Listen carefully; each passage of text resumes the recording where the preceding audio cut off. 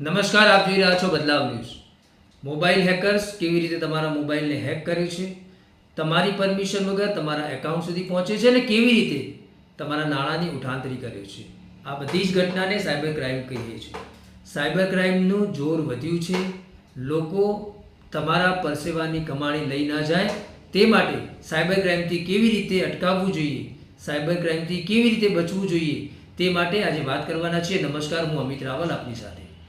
તાજેતરમાં જ મહેસાણા જિલ્લાના શિક્ષકો સાથે એક ઘટના બની છે। તેઓને એક એપીકે ફાઇલ મળે છે। એપીકે ફાઇલ ખોલતાની સાથે તેઓના મોબાઈલનો કંટ્રોલ હેકર્સની પાસે જાય છે। જીપે, પેટીએમ, ફોનપે જેવી યુપીઆઈ આઈડી ધરાવતી એપ્લિકેશનનો ઉપયોગ કરી અને તેઓના ખાતામાંથી તે પૈસા ઉપાડી લે છે।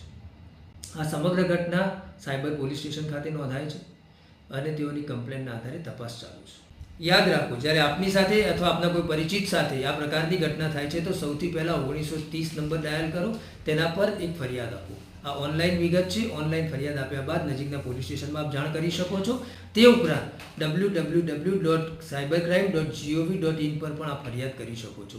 કોઈ પણ પરિસ્થિતિમાં આપની સાથે ફ્રોડ થયા બાદ તુરંત કાયદાકીય રીતે આ નંબર પર જાણ કરવી આવશ્યક છે। મિત્રો, જાણ રાખો, કોઈ પણ અજાણી લિંક પર ક્લિક ના કરશો।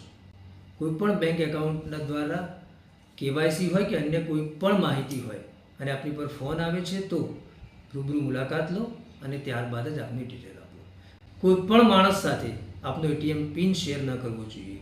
આ બધી સાવચેતી આપને આપના પરસેવાના નાણાં બચાવવામાં મદદ થશે અને ત્યારબાદ આવા લોકોને અટકાવવામાં પણ મદદ થશે। તમને સાયબર ક્રાઇમથી બચાવવા માટે સરકાર અવિરત રીતે કાર્યરત છે। અવિરત પ્રયાસો હોવા છતાં પણ કેટલાક અસામાજિક તત્વો નિર્દોષ લોકોને છેતી રહ્યા છે। સરકારના પ્રયાસો ત્યારે જ સફળ થશે જ્યારે આપણે જાગૃત બનીશું। તો આપણા માટે આપણે શું સતર્ક બનીએ, સાવધાની રાખીએ અને આ છેતરપિંડીને અટકાવીએ।